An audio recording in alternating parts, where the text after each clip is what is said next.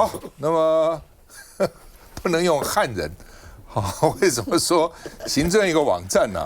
说呢，我们台湾有2.5%是原住民，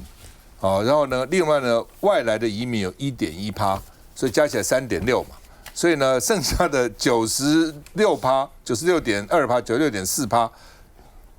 原来是说是汉族啦，或者当然有原住民的这个监委，就说这样是不是会让成汉番对立？其实我们现在不用番了，我们连高山族都不讲了，以前说番啊。后来叫做高山族，现在都讲叫原住民，尊重人家是先住在这里嘛，所以呢，96%，那他讲那叫什么？叫做其余人口，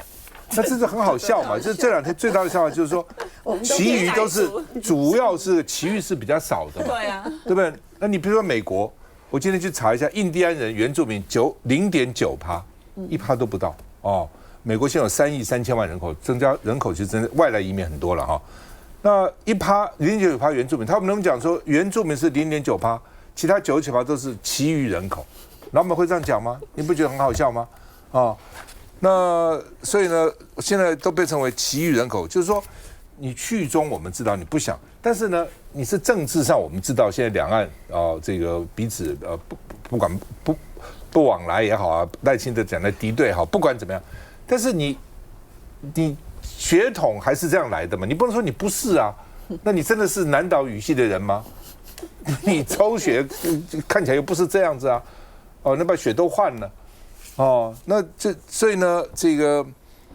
这行政院说我们是主要为了促进族群的平权呐。这个平权跟这有什么关系呢？族群平权不是在你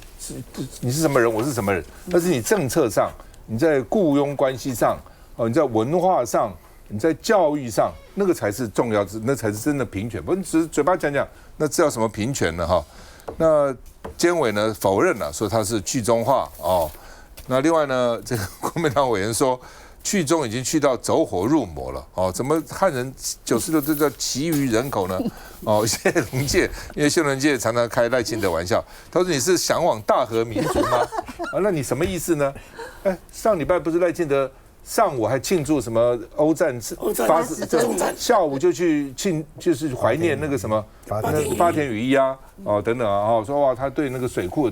多少帮助？那我想说水库帮助只有八田雨衣吗？对，当然八田雨衣重视台湾的用水是值得来尊敬他了或是这个感谢他。但是一大堆其他水库石门水库、正文水库、什么明德水库、鲤鱼潭水库，一大堆水库那是谁建的？那这个都不感谢所以。甚至很多盖水库还被反对呢，因为破坏了这个环境等等施正丰说这个是逻辑不通了只是为了去中了所以呢，那下一步是不是连外省人都要从分类中剔除了那另外呢，这个网络上就是说现在叫做其余人口，那将来会不会叫做多余人口呢？像分享刚会不会叫做剩余人口呢？所以呢。这个陈辉金也说呢，陈辉金也说，去中已经去到走火入魔了，甚至已经到了你不是搞得太好笑了也不行嘛林佩祥说干脆改说汉人呢，其余就是火星来的，不过这也是也不太可能了那另外呢，包承亨说呢，这个赖清德呢是要持续挑动两岸对立，来寻求40%的选民对他的坚定支持，甚至寻求美国的支持，所以呢，马上到520了那到时候呢，看他的谈话，那这个包承亨是大陆的上海东亚研究所说可能会加重台独的诉求了那另外呢，这个美中共管台海不在了吗？川普以后不管了吗？会放水吗？所以北京大学的学者是说呢，那如果美国不管，就大陆来约束了但是我觉得美国也不会不管只是美国川普生意人怎么对他有利最重要了我们看一下。原转会的成立是台湾社会迈向和解的一步，人民才能继续向前进步。促进国内族群平权、原住民族转型正义委员会近期才发布长达1钟头的纪录片，如今行政院也悄悄更新国情介绍网页。族群组成部分，去年还写着台湾人口以汉人为最大族群，占总人口96.4%，近期却被发现，不仅把原住民族往前提，96%的汉人也被改为其余人口。赖总统、清德兄，我知道你很向往大和民主，但有需要做到这种程度吗？96%的汉人族群被政院定义为其余人口，大量网友也质疑：难道汉人二字成了禁语？干脆写多余人口算了吧。毕竟以其他国家为例，日本官方介绍族群用的是大和族、琉球族、阿伊努族、汉族等；美国则是白人、非裔美国人、亚裔等7类型；新加坡则分为华人、马来人、印度人等4种类型，都没有像台湾。其他人，国际少见类似案例，但对此行政院的声明，关于族群统计是行政院配合监察院为促进族群平权提议而进行的调整，无其他政治考量，勿作不必要解读。删除汉人用其余代替，还没降低族群对立，先引发两派争议。好，那么到底这个汉族到底怎么回事？来，发言人伟善。是，台湾是个移民社会啦，所以现在大家都融在一起。其实说实在，你也不用特别去分你是闽客或者你是这个外省族群，大家都是一体，就有点类似像是新加坡的总理这个李显龙他有说过，基本上像那个新加坡也都是华人，可是最后都已经融成一个所谓这个新加坡式的文化。那新加坡是自己有自己的文化这样的一个族群，所以已经不用去特别去分类。那所以监委才特别提出，其实不用做这样的分裂，反而会有助于族群的融合。就我觉得他的这个前提当然是好的，而且其实说实在的，你到底要用什么样的族群去框住这个所谓最多的人口，好像也有点难。因为就像我说的，台湾是个移民社会，那过去其实很多是平埔族，那确实是有汉人来到台湾，然后进行通婚啊等等。所以你要说这个完完全全都是汉人嘛，好像现在也没有办法去做这样子的 DNA 的鉴定了。那甚至是台湾，就像我说的，还有一些日本人，因为以前这个殖民的时候，其实有留下日本人，那所以日本血统，甚至有荷兰的人的血统，甚至在云林啊，也有一些姓丁的，他们是阿拉伯裔。那甚至还有一些姓廖的，他可能过去来台湾的时候，他其实是蒙古人。所以台湾真的你要用这个族群来分类，真的是有一点困难。可是最重要的是大家都住在台湾呢，最重要的是我们都是台湾人，所以其实这个不用去细分这么多。但是原住民族群特别被拉出来有这个16族，是因为他们某一些这个文化的保存上面，我们需要更积极的去介入。我们需要就透过这个比较少的族群，我们需要把他的文化留下来。那也是尊重曾经他们在台湾就很多的文化应该要留下来，就像这个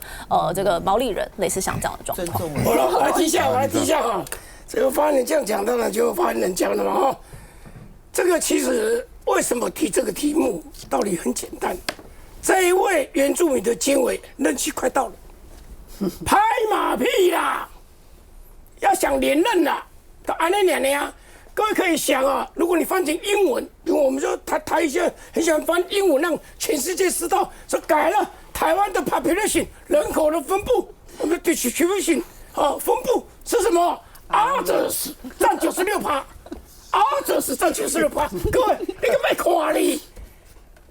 连10%、20%、30%，你以美国来讲的话，它一定是上升族最多或什么的，你一定是符了好几个，它像好几个。族之后，然后比较少的那一块叫 others。那现在你说哇，我这个原住民来讲的话，它只不过还不到3%嘛，对不对？那你说这样子可以促进族群融合，会吗？那不要忘了哦，新加坡是移民社会。你要真的讲移民社会，新加坡是道地移民社会。新加坡它是像华人呐、汉人、华人都一样的意思。那现在很简单，这一位的监委就是知道。当道者爱去中，所以他顺着这个车在讲去中化，然后呢，连祖先都不要了，连他可以这样讲，但是其他的人想一想，赖清德跟我一样姓赖，查过了，他跟我一样漳州，福建省漳州，福建漳州市的而且是平和县，我们两个姓赖一样，就祖先是一样的。寻根的话，如果你要寻根，是同样的，所以这个都是汉族，这个是汉族也好，你讲华人也可以，那你把它变成others，你就请问，反正你真的台湾的这些东西真的变一个政策，然后输出到要到国外去，我们里面的书，我们的英文就写他们的 population distribution 它的分布others占96%，没看你啦，发言人。这里面推出来真的，我不知道我心里想赖清德也不会喜欢他这样子的你把这个变成其他的或者是这个其余的占96%，怎么讲都讲不过去。除了去中，除了要搞台独，既然法理台独没有办法搞，自嗨一下啊，自嗨虚幻台独，我已经独立了，我已经台独了，再从此没有中了。从此在台湾没有中这个东西了，没有中国的东西，没有汉的东西，没有华的东西。这样除了满足这一点的 ego， 就是意识形态以外，什么都没有。我觉得贻笑大方。我只对于刚刚啊，就是伟山所说的，说因为原住民有很多的文化要保留，所以呢，原住民要特别标明啊，分16族。那其他的所有的汉族，通通都不需要保留文化了吗？不会啊，我们通通都不需要家族的传，是啊，只是因为他人数比较少啦。所以让我讲完，好，你让我讲完，就是说，既然是如此的话，你可以更明确，但是不应该把它变成其余。这件事情是非常重要。对，同样的啊，为什么客家人不能够标注他是客家人？然后闽南族群当中，如果你要再区分，比如说他是来自于蒙古，我也非常的欢迎啊。就是这些溯源这件事情，这些文化传承这件事情，不是只有原住民要文化传承，所有的族群都要文化传承。其实为什么你看到台湾其实很多的那一些就是公墓啊，哈，那一些或者是私人的墓园，它底下其实都会有堂号。那都是代表的祖先，他对于他自己所生长的地方的来源，其实非常希望能够溯源，是子孙不孝不愿意去溯源而已。不过我这边提一点，就是说这件事情啊，不要讲赖清德到底同意不同意，行政院就这样子公布了嘛，不是今天的监察委员有一个这样子的一个说法，其实行政院就一定要照做。监察委员每一年要纠正的啦、要求的啦、改正的啦，我告诉你，没有几千项，也有几百项。绝大部分行政院都视若无睹，根本都不管，就是查照嘛，对啊，就结束了。好，那为什么非要实施？我这边提一点呢，就是说，如果没办法去中，到最后要搞一个血统去中，真的有意义吗？这件事情在民进党已经做了非常多年了，他们有一些台独的学者，甚至去验 DNA， 希望能够证明说，台湾绝大多数的汉人都有平埔族的基因。就后来这件事情没有成功。我跟你讲，我还真的有同事就去做了 DNA， 他怀疑他有平埔族的基因，结果发现没有，这才发现到说根本没有当初的那一些谣言。可是现在他们希望在血统上面完全跟中国大陆脱钩，才会搞出今天这一个你我都是其余人。我相信当时因为早先从大陆来台湾的移民不能带女人呐，没有，我跟你讲，连这个都是谣言。这个都谣言，我这边呢其实是有具体的数字，因为这个是清朝那边好像有一些，没有，就是就算有通婚，也只是少数，又怎样呢？对，你不是大多数嘛，你不能以偏概全了哈。那我看了美国的调查呢，印第安人大概0.9到1%了，他美国人列得蛮详细的，非西班牙裔的白人。白人还分成2种哦，你不要以为白人都一样啊，我们看白人都一样啊，但其实白人2种，一种是西语的白人。有57非西语的白人57.8%，然后呢，西班牙语跟拉丁讲拉丁语的这个人呢有18.7%，亚洲人大概5%，非裔的就是黑人，然后非裔美人们13%，混血的有10%，哦，他也不会说都是其他西裔啊，也不会这样讲啊，休息一下再回来。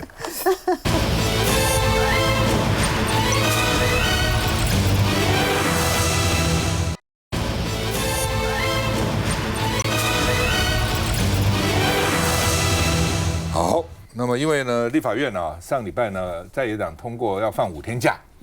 对不对？然后呢，他们就说呢，那民进党委员好像都反对哦，然后他们就说那是不是要去这个复议啊、释宪呐？哦，这个柯建铭讲了，他说至少你们有30个国民党委员会被罢免，像龙卷风吹过，无一幸免，哦。如果邱正军苗栗呢又被联署成功，就32个反正至少31个那绿营就很害怕说啊，柯建铭不是沉默了1个多月，怎么又出来讲话了？又出来讲话了所以怕说会拖累大罢免的成功，因为你这样讲什么意思啊？劳工1000万呢？台湾的劳工的工时被认为是亚洲几乎除了新加坡以外最高的。对啊，多放5天假，本来就有7天假被收回了，现在多放5天，而且劳动节本来劳工都放假嘛，只是说这个很多其他不放了，老师不放了什么的，反正军公教不放，所以也就奇怪，就变成1国2制嘛。所以呢，被认为说呢，是不是就给老公5天假嘛？那你还反对？哦，那反对什么？而且还今天按照这个柯建铭讲法说，我们到罢免成功以后，我们根本现在不必去什么释宪，到时候我们就把你们统统改回来。你这什么意思啊？所以民进党委员也担心，你是讲这时候干嘛？吕秀莲最近说呢，当家讲民进党要善待在野嘛，国家撕裂是祸不是福了。现在看起来讲过这个话的，最早谢长廷讲，陈水扁讲，吕秀莲这样讲了哈。那当然李进勇上次在立法院哦说蓝营因为立委问他说你当时做这个法官的时候要书记长啊，说明明没有这个做什么，然后说有做了，就怕被认为说呢你没有开庭啊，可能违规啊等等，考绩被降等啊就去这个问李进勇，意思就是说那你那是伪造文书啊，那有搜索你吗？有这个声押你们没有嘛？他只是为这个了，李进勇就很火大嘛。你讲这个也不能够掩盖你们组织性犯罪的这个问题哈。所以他就说啊，你中选会主委你可以讲这个话，难道你都跟民进党他们都商量好了哦？一路这样搞过来哦，都叫组织性犯罪。检察官是不是也这样讲哦？所以呢，因为他们说检察官用这个伪造文书是不能这样全面去搜索人家的哦，还羁押人家，但是组织犯罪就可以啊。哦，所以呢，李进勇就说：“我讲是组织性的犯罪，不是讲是组织犯罪了。哦，不是组织犯罪，组织性不一样啊，等等。听起来有什么不一样呢？都一样啊，我觉得是一样啊。哦，那现在问题来了，就是说，因为台北市本来最有机会罢免就是吴思瑶那区了，北投士林了。那士林的民代现在很团结，本来议员也有各种新仇旧恨，哦，跟里长也有你告我告你，但现在都很团结。”哦，所以议员呢都联署了不少人哦。听说我今天上午听说已经超过2万人了，那是有机会的。但是呢，林挺现在说我不干了，哦，张克金先生说我不干了。听说现在找不到人了，哦，说呢也跑到苗栗去了，连身份证听说都作废了，哦，因为你要有这个委托人，你要有身份证，还有图章盖章，所以呢他连这个都作废了，就是你们也搞不了我的身份证了，哦，听说是这样啊。那所以呢，这个赖以任他就说，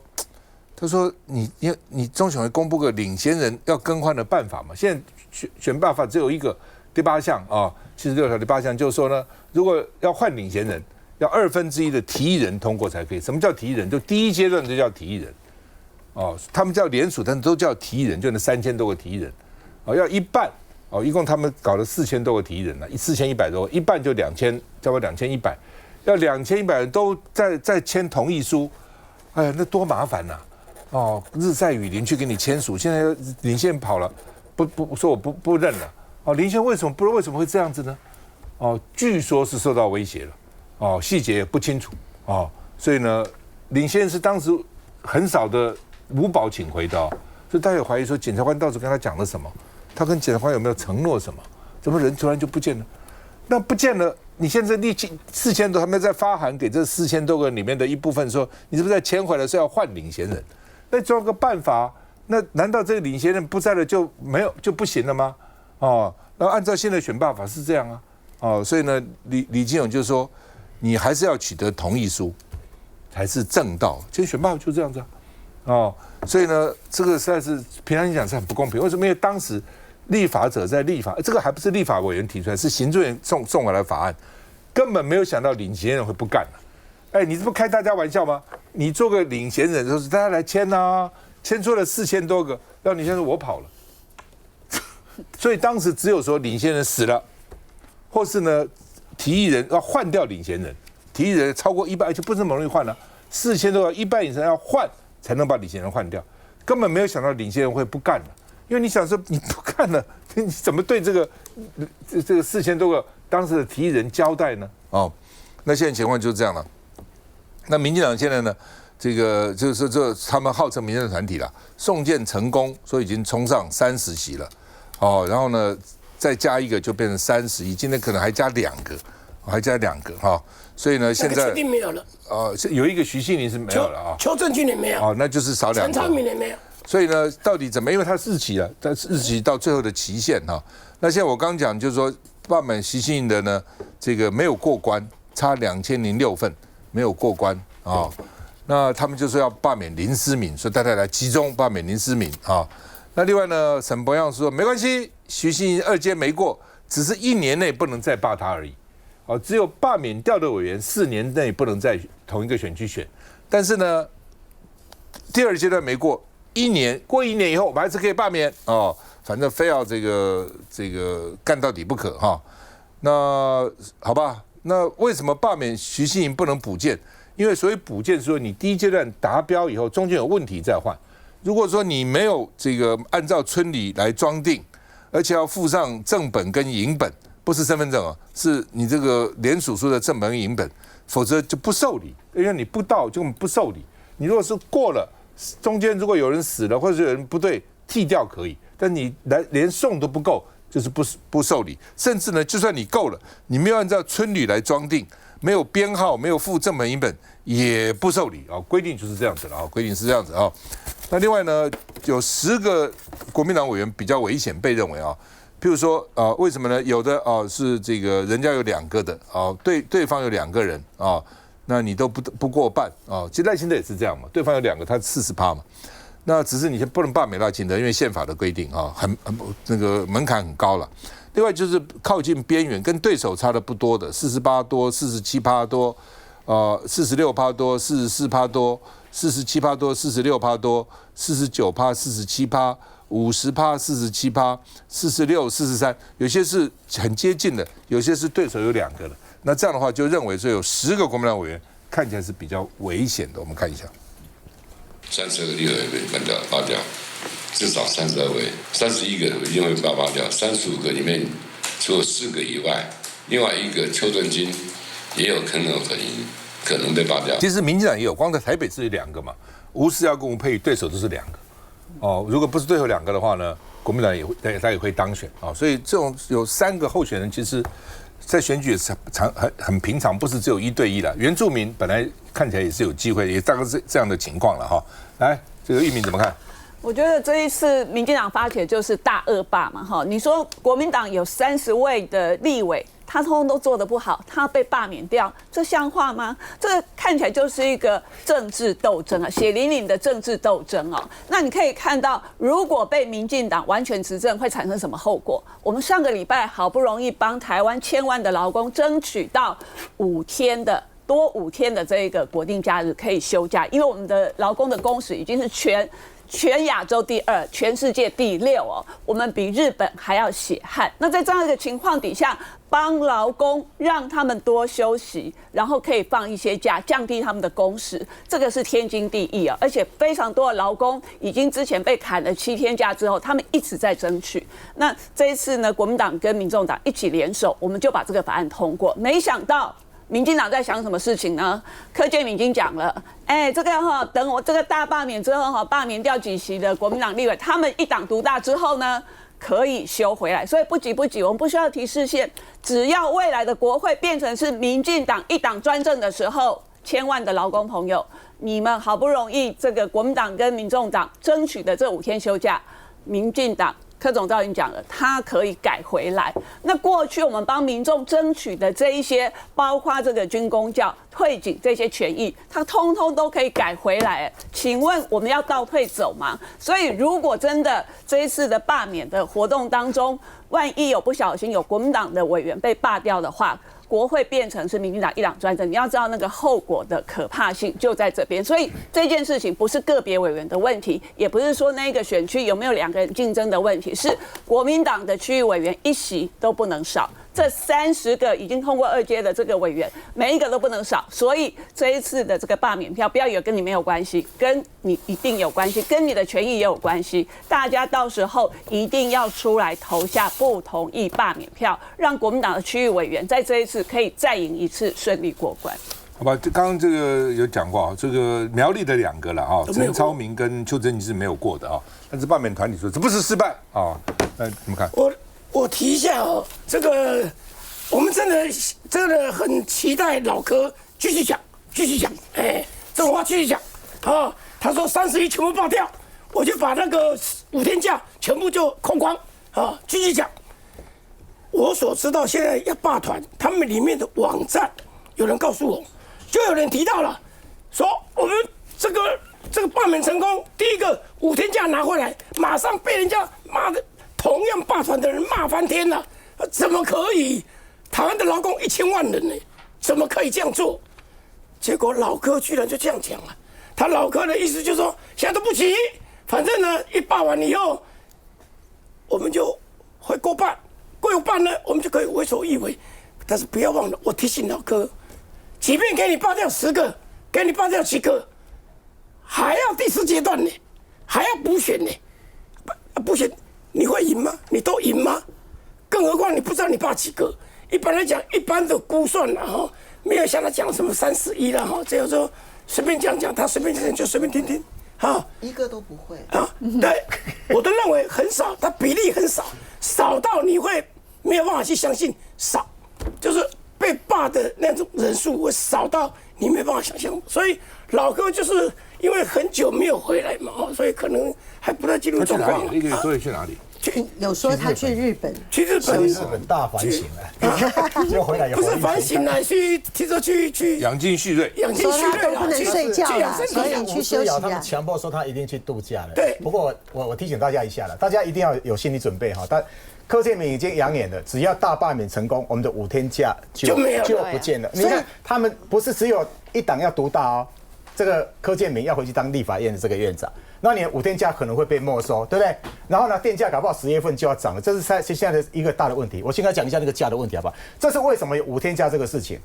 因为5天假，因为在蔡英文时代，民进党一党独大啊，就他砍了我们7天假，然后他还跟我们讲了一个很重要，不止让我们假减少，他说他把我们的工时要缩短，结果工时到现在都没有缩短。我们现在工时是多少？一年2030个2030个小时，比日本人哦。日本一年多了400个小时，比南韩多了100多个小时。结果我们现在好不容易给了大家5天假，民进党竟然说我罢免完之后要回来，所以现在怪不得现在大家都生气，连他们什么那罢免团体去那个什么那个白沙屯妈，那更正格连妈祖都不同意了。下一段我们会讲，谢谢下一段回来，人神共愤。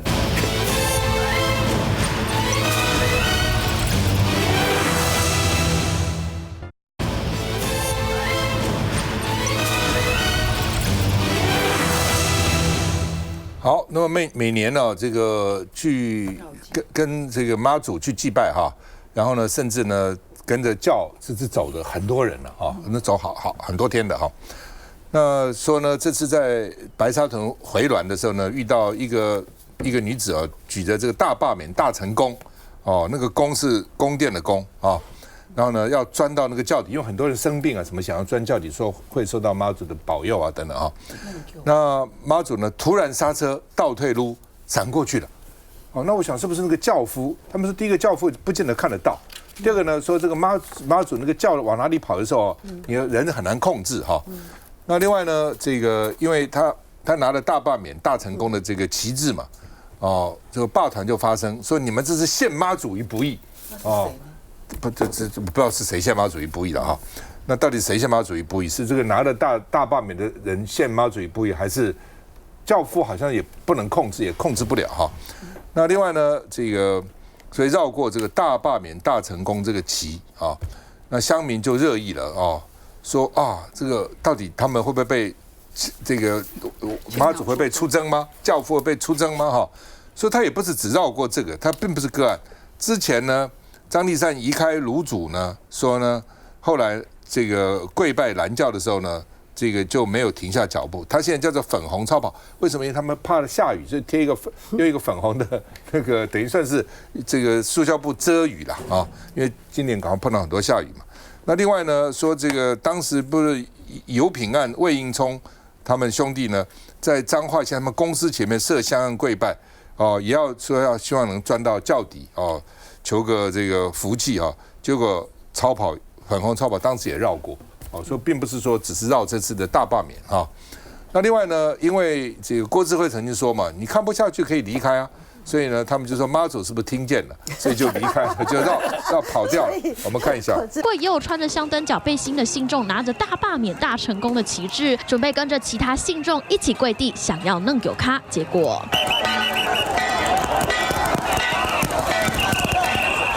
妈祖神轿前进到一半，急停倒退一个转弯，换到另外一群排队人潮前方弄有咖。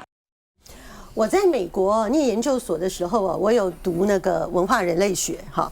那其实那时候我们就看到非常非常多这个部落啦、民间信仰的案例啊，就说其实呢，你在某种仪式的时候，大家会进入一种集体的恍惚啊，在台湾可能就称为 K 档的一个状态。所以我们要解释啊，这个妈祖銮教这个事情呢，首先要理解它是一个这个信仰的一种核心的精神，你不是随便的人都可以去扛教哦。好，你第一个你一定要妈祖有指示去扛教，跋杯，然后跋杯呢，你去扛教的这个教的人呢，他们是被视为说跟神灵可以沟通的，所以他们在那个过程里面呢，他们是集体的进入了一种我们在英文讲叫 trance 的状态，其实就是集体key 档，就是它并不是它可以用个人意志所控制的。然后那个整个教在移动的时候呢，也不是说有一个领导人说我们左转我们右转，我们没有，它其实就是在那样的一个大家集体进入起机状态的那一群人，他就走。所以这件事情为什么在台湾的民间信仰会引发很大的讨论？因为呢，它这个红色超跑就是那个白沙屯妈祖銮教呢，它在这样的一个状态的时候，你拿了一个政治诉求，什么大罢免、大成功，那个功呢，就算你改成公庙的公，那个是民进党改的，那民进党在立法院也是这个诉求，他们做的帽子牌子也都是这样，他们就故意把政治呢弄公庙的习惯用语来影射。可是这种事情呢，你今天在妈祖这件事情就看到了，有没有得罪神明然后呢，那个妈祖在这种状况下，那个整个銮教就这样硬把它转掉呢，让你不可以去那个跪教底。那这个跪教底的部分，就是很多也是民间信仰，就说你为了祈福，你觉得家里有问题，你想要转运，你干嘛？那所以他这样一转了以后又引发另外一群人非常的生气，因为呢，很多相信这些事情的人，他们其实是非常的早就跑去排队，因为他们已经大概知道行进的路线了嘛。而且排队的人很多是高龄的长者，就他们在那边排，然后已经晒太阳，已经花了很长的时间5-6个小时。结果你因为这个人来闹场如果我们根据比较这个整个宗教性解释，就妈祖神灵不高兴不高兴，他给你转弯的时候，这些人本来可以有的福气就通常都被你转掉了，所以这个很严重。他们还有拜托这女子说，你是不是让这些有病的人先？他不肯。对。然后呢，现在更严重的是呢，他们竟然在网络上。这些霸团呢，还要继续骂，还要说你们这个都政治操作啦，你们是要利用妈祖干嘛？所以这个才会有一个青鸟，我觉得他那个有一个网友很好笑，他说你现在青鸟是连那个白沙屯妈祖你都要出征，是不是？就是我觉得整件事情，民进党尤其是这些侧翼这些霸团、这些青鸟，已经越走越偏，就是说他不只在搞政治。他在文化上、在信仰上、在社会的一种常规理性上，他通通不尊重你。譬如说，我们早就知道说政治不要去干扰校园，对不对？可是他也不要，然后跟那个大家觉得说你政治脱离校园给孩子安宁，也要跟那个妈妈吵架，甚至要去殴打这个跟他主张不一样的人，就在校园前面。所以我觉得说现在的这个霸团操作到这里呢，真的从文化上、从各方面已经与台湾整体社会为敌了。是，刚好那个当下是这样，就是这个妈祖的这个神教刚好经过了这个排队的这个信众刚好旁边就有一个神坛，所以妈祖当下是去3进3出了，这也是一个遇到神坛要有的一个仪式跟互动。好，所以这个东西并不代表说他就是去对这个罢免是不满意的，因为在整个这个绕境的过程中，其实妈祖也常常在霸团的身边停留，那甚至有互动。那所以这个东西我们当然还是信仰神灵，不过最重要的是我们相信公民，因为说实在刚开始根本没有人会相信在第二阶段会过这么多的栏位，那目前现在有送进去的是28区，那可能会到这个30期都有可能。好，所以这个东西就是代表公民对于现在的政治情况其实是非常非常愤怒的，因为每个人要去联署，还要抄得这么仔细，说实在的真的是不容易。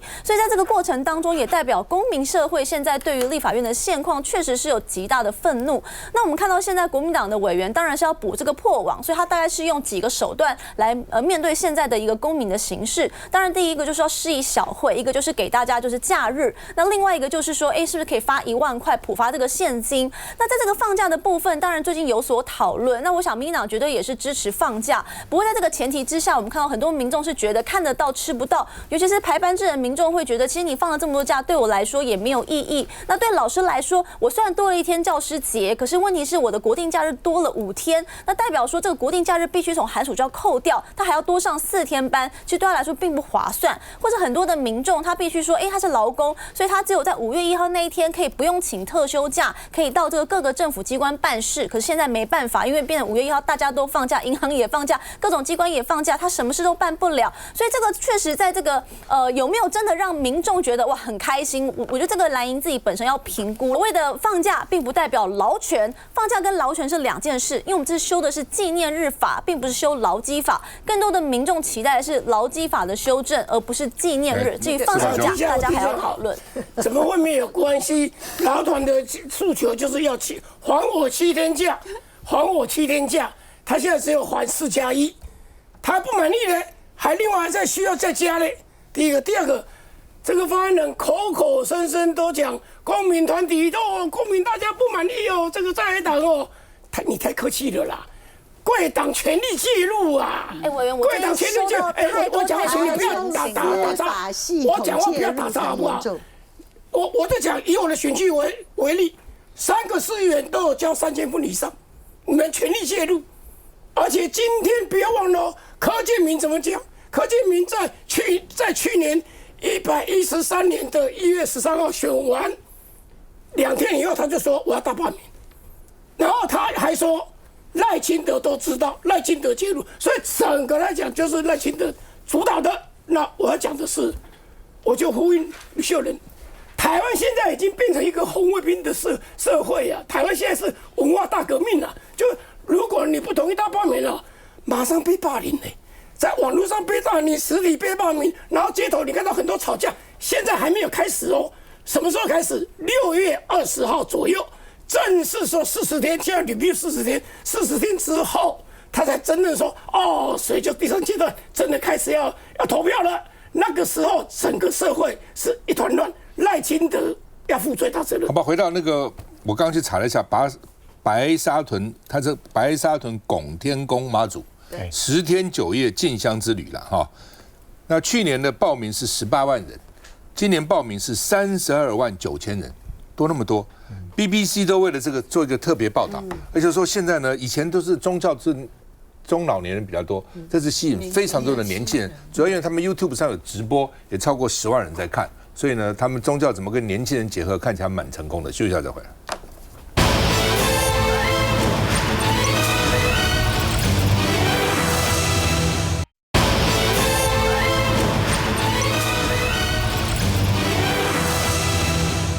好，那么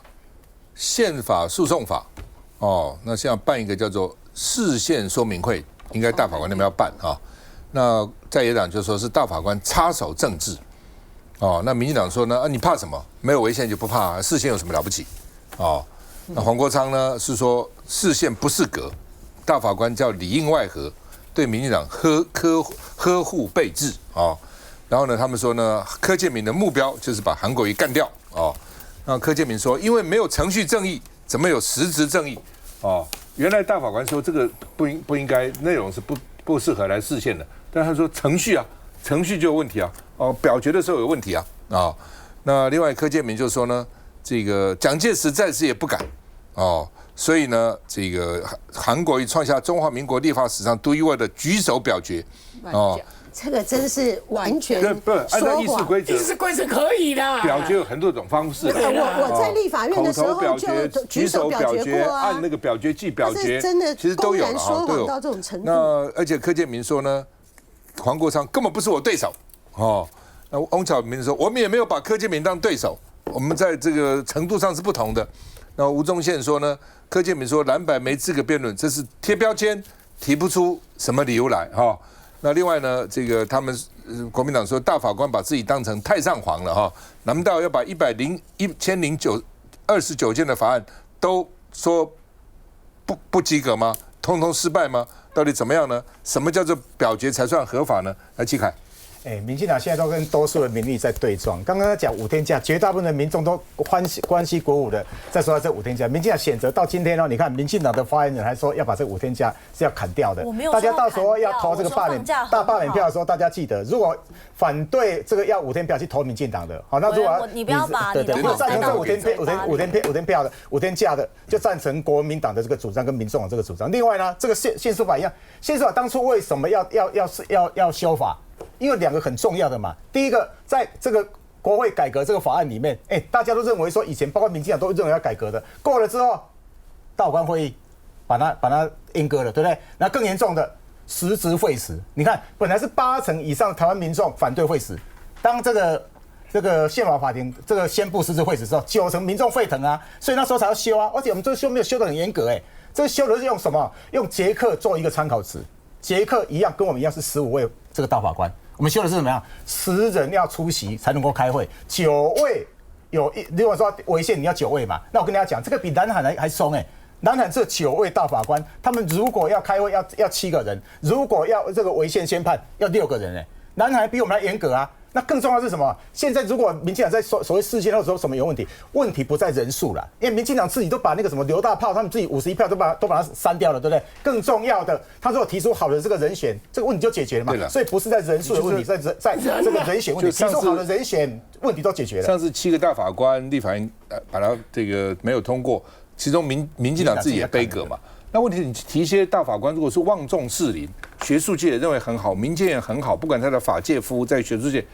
再一代也不敢给你乱砍人了。但你又不提了，现在都不提了，然后这次那个宪法诉讼法去打专也很奇怪了。来，伟山怎么看？是，其实没有违宪就不怕会释宪。那所以在这个状况之下，我们看到在立法院里面当初这样的一个送案的过程当中，确实是有瑕疵。那当然，这个大法官他也可以依据这个状况去进行判断。那确实现在大法官在整个这个宪法法庭里面，基本上他就只能收案，他已经没有办法实质审查，因为已经被国民党冻结。可是这个东西其实就会让台湾的最后一道这个法规的防线会失守所以这个大法官我们还是要想办法让宪法法庭可以来正式来运作。那这一次未来的这个说明会，就是要让这个相关的人员可以进来去做这样的一个辩论到底现阶段要怎么处理这个宪法法庭？我想让这个东西解套是现在最重要的事情。雷敏，我觉得这个大法官把手伸到立法院里面进来，真的是非常的不恰当。我们现在还是5权分立的国家，对吧？所以立法院通过的法案，今天要大法官来指点你的程序有问题。请问我们中华民国立法院已经存在多久了？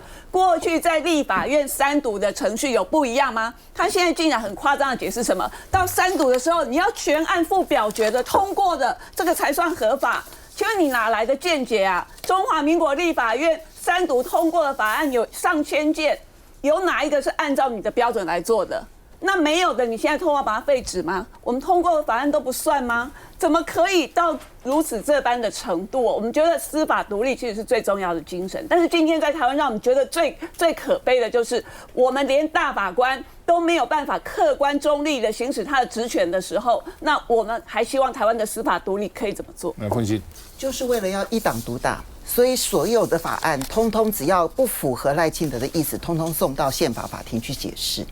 因为宪法法庭现在所有的人通通都是蔡英文提名的，而且那时候是在立法院民进党全盘操控的情况下所通过的人选，